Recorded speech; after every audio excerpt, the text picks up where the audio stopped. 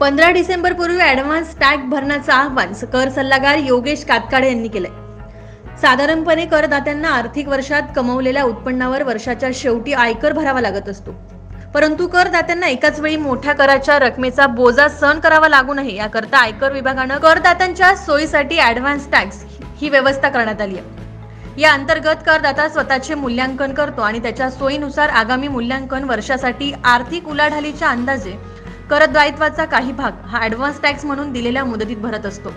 नंतर जेव्हा आयकर रिटर्न भरण्याची वेळ येते तेव्हा उरलेली रक्कम भरून कर दायित्वातून मुक्त होतो।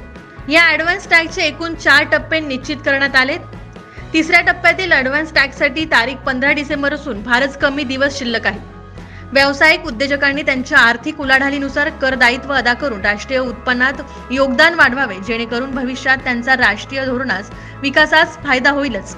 याचबरोबर तुमचे कर दायित्व देखील मुदतीत पूर्ण होऊन एकदम येणाऱ्या कराच्या रकमेचा ताण कमी होईल। जर करदात्याने जास्त रकमेचा ॲडव्हान्स टॅक्स भरला असेल तर तो आयकर रिटर्न भरून परतावा मागू शकतो। न्यूज चॅनलच्या माध्यमाने नाशिक मधल्या सर्व जनतेला आवाहन करतो आणि विनंती करतो की ॲडव्हान्स टॅक्सची जी 3rd इन्स्टॉलमेंट आहे याच्यामध्ये कंपनीज आणि इंडिव्हिज्युअल्स यांना इन्कम टॅक्स ऍक्ट 1961 च्या अंतर्गत जो ॲडव्हान्स टॅक्स पे करणं आवश्यक आहे तो त्यांनी वेळेमध्ये जमा करावा। शेवटच्या वेळेला धावपळ टाळण्यासाठी आपण आधीपासून आपलं कॅल्क्युलेशन्स करून त्याचं पेमेंट वेळेमध्ये केलं तर आपल्याला पेनल्टी, इंटरेस्ट या गोष्टींपासून सुटका होऊ शकेल। अदरवाईज अनावश्यक पद्धतीने डिपार्टमेंटला सुद्धा त्याचं व्हायलेशन जर का झालं त्याच्या प्रोव्हिजन्सचं तर इंटरेस्ट चार्ज करायला लागतो।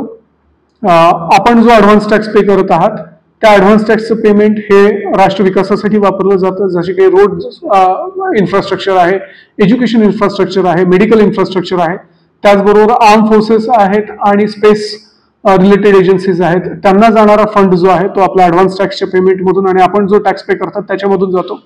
त्यामुळे आपण सर्वांना विनंती आहे की जे 3rd इन्स्टॉलमेंट आहे ॲडव्हान्स टॅक्सचं ते वेळेमध्ये आणि योग्य पद्धतीने पे करावं, त्याचं योग्य कॅल्क्युलेशन करावं आणि जो आपला टॅक्सचा कंपोनंट येईल त्याचं वेळेमध्ये पेमेंट करावं।